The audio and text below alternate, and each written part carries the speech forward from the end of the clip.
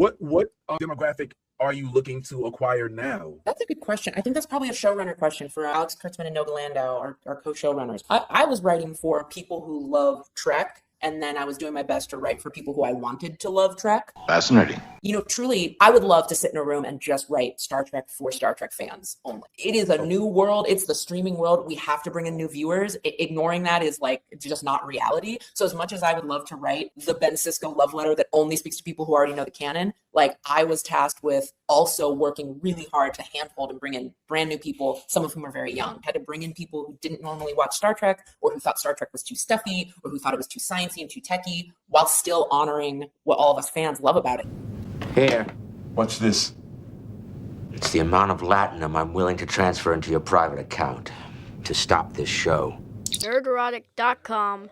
Greetings, you over 1 million Trekkies, Trekkers, lovers of all things good and dislikers of all things bad, and the 40% who haven't subscribed yet. Hate to start the video off this way, but we've got some bad news. Starfleet Academy gets review bombed. And no, tearing this series down won't get a Star Trek legacy any faster. Now, this article, written by someone who probably only recently started calling themselves Janet, wasn't getting a lot of attention until it got a signal boost from technical artist Christopher Cushman, who states, negative review bombing of Academy likely to end the possibility of shows like Legacy, as well as put Trek into 10 to 15 years of hiatus. Then Christopher Cushman decided to put in an image from the article written by somebody who's recently started calling themselves Janet, which states, one smart fan even asked an artificial intelligent bot. I know what you're thinking. Why would a smart person need to ask an AI bot a question about the future of Starfleet Academy? But we are talking about one of the 5s and 10s of Starfleet Academy fans here, and it would be preposterous to think that this one smart fan who asked the AI bot a question is actually the person who just recently started calling themselves Janet. Anyway, they asked the bot if intentionally killing Starfleet Academy would somehow perversely encourage Paramount to finally decide to produce the series concept that the fans have been clamoring for in vain for the last 2 years since the finale of Star Trek Picard, known as Star Trek Legacy. The AI bot that was asked a very specific question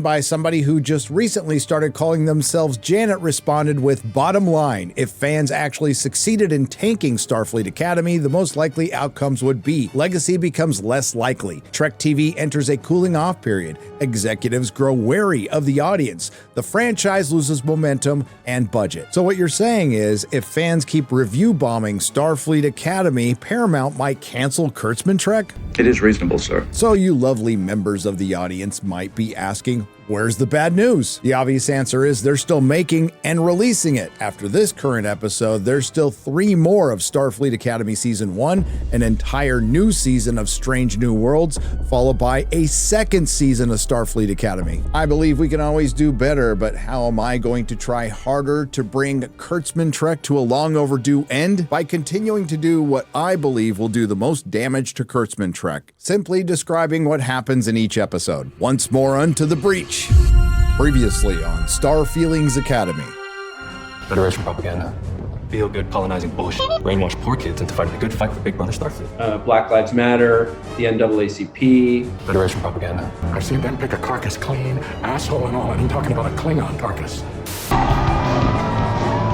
Hey, it's time to go. You clearly had too much. You're slumming it. Oh my daddy, that is some cosmic poetry right there. Well, the hills are alive with the sound of murder, and I'm white, spent, and ready to be a diplomat.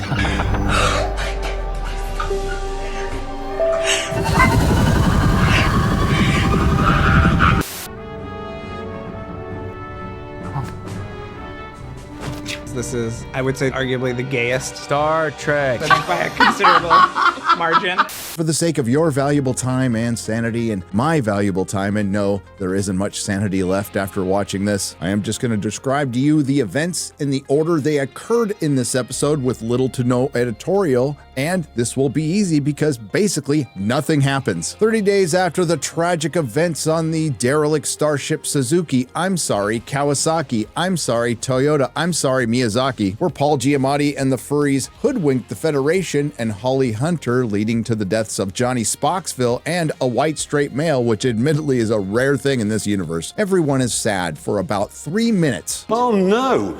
Anyway, last week...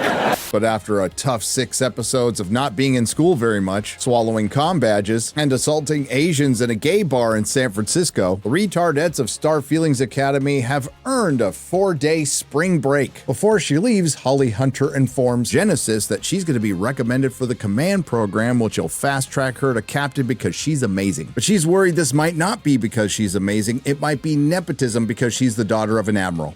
Sam the neurodivergent hologram, who was permeable but somehow got phaser damage, is off to a hologram spa. Fishboy looks a little jealous that Jaden is going off with his boyfriend to Ibiza, and apparently Caleb is mad at Holly Hunter for not asking Paul Giamatti about his mommy. Holly Hunter points out that she was busy trying to save the cadets that she put in danger, all while trying to pack a 21st century suitcase, strangely enough the exact same way my wife packs a suitcase, in the 32nd century.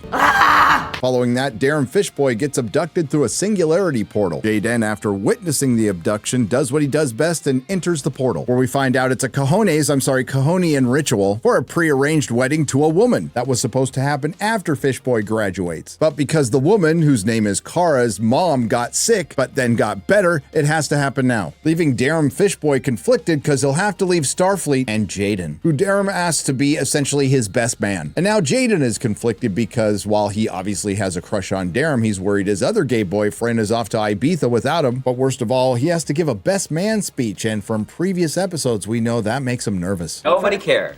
Meanwhile, on the USS Vagina, Caleb has decided to skip going out on spring break. He's also been ghosting Brett Cooper for 30 days while she recovers on Beta Z after killing all the furries with her feminist empowerment scream. But it also turns out that Genesis skipped out on her trip. Then they play a game of toxic, non-toxic, and sure, I thought it was going to be Caleb and Genesis picking out YouTubers criticizing this show, but it turns out it's just a game of sticking your hands in toxic stuff.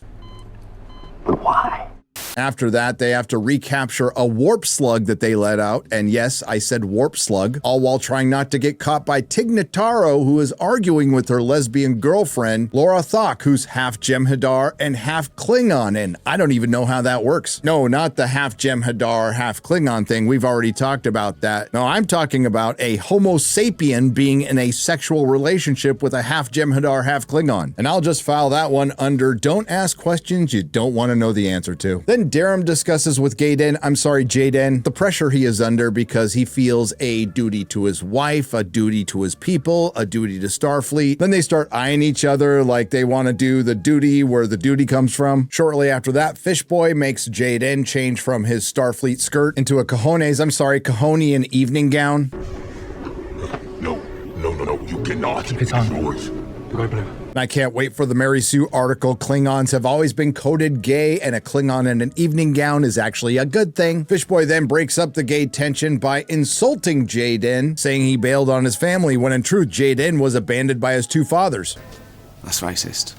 Meanwhile, back on the USS Vagina, Genesis risks getting Caleb and her court-martialed by hacking their way on the bridge, so Genesis can get the letters of recommendation that she manipulated off the command recommendation, so she won't get court-martialed. They get caught by Tig Notaro, who rats them out to Holly Hunter, who gives them a slap on the wrist. And we find out Genesis manipulated those letters of recommendation because they mention that she fears she might not be as amazing as everyone thinks she is, and her hero's journey will be complete when she discovers that she really is that amazing. And Caleb finally stops ghosting Brett Cooper by sending her an email. Back on Cajones, Gay Den finally gives his best man speech, where he not so subtly mentions that Darren Fishboy is only doing this out of duty to his family and Kyra, who was the one who had Darren Fishboy abducted 6 years early before they planned, but somehow it becomes his fault by saying Darren Fishboy was starting this wedding with a lie. So the wedding is called off. Now Kyra is free to be the first female ruler of Cajones with her girlfriend with caterpillar eyebrows. And Darren is free to go back to Starfleet and get involved in a first for Star Trek, a gay love triangle between a Fishboy, a Klingon, and a human.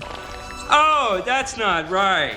And so ends the most excruciatingly boring, insipid, saccharine episode of Kurtzman Trek this season. And Starfleet Academy just keeps hitting bottom. And while next to nothing happened this episode, and it didn't even have a plot, I still have questions. The Cahonian moon where they had the wedding, apparently the ocean dried up because the core stopped spinning. Well, then how does it still have an atmosphere? Wouldn't a slug capable of warp speed be able to break glass, break through a wall, and breach a hull? I think they actually got it confused with teleporting. Speaking of that, something I haven't brought up with Starfleet Academy is apparently you can just transport from anywhere. What's the range of these transporters? And while they have mentioned that these signals can be blocked, you still wouldn't need to use things like shuttlecrafts to warp into downtown San Francisco. And speaking of that, even if you jam these magic transporters, apparently there is a singularity portal device that can be used at will to abduct people from Starfleet Academy. Well, that's a security vulnerability, but now that I think of it, there was an episode just last week where a singularity portal would have come in handy. All Darren had to do was mention, oh, all those cadets that are about to get eaten by furries, we can save them all because my people have a singularity portal device. I have more questions like, are this person's eyebrows about to become butterflies? Who thought it was a good idea to have a shot of a Klingon in a skirt dropping a rock, but it looks like he's dropping a turd? On that note, what is Hollywood's obsession with feminizing black men? And how many more gay love triangles can you set up? Hell, we'll probably get another first for Star Trek, a gay love octagon. Shout out to Disbrew for that one. I mean, we're 7 episodes in, which means, Jesus wept, there's 3 to go. We have a bunch of characters who act like they've known each other for years, yet I challenge anyone to remember any of their names. If you try to apply any logic to this show, you might hurt yourself. And somebody thought it was a good idea to spend $10 million on an episode where a Klingon goes from wearing a skirt to an evening gown. But I will give credit to Alex Kurtzman. He's fooled a lot of stupid people into giving him a lot of money. Unfortunately, it was to destroy one of the greatest science fiction series of all time. So this brings us back to the argument of review bombing Starfleet Academy could kill the franchise. Now, who are the sources cited on this article? I mean, aside from Janet,